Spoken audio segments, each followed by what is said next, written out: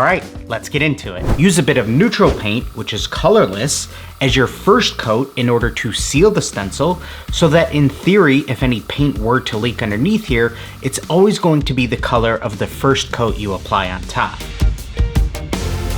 If you have a stencil stretching across multiple different panels, cut some slits in the vinyl where those different panels meet so that the vinyl can lie nice and flat on the two different surfaces. When you're initially laying down your vinyl and once you have everything in place, apply some heat to it so that the material will really shrink down and adhere to the surface. Then, once you're done, as you start peeling the vinyl back, apply more heat in order to loosen it up and make sure you don't have any paint peeling.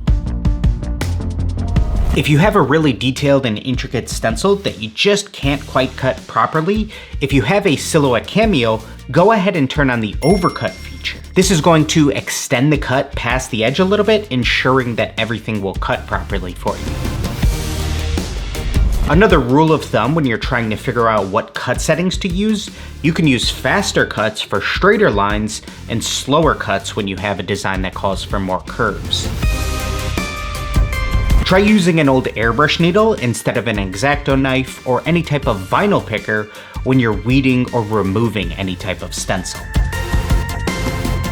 Rip off any of the excess transfer tape right past the very edge of your design, and then you can see things a little bit better when you're going to align it within your canvas.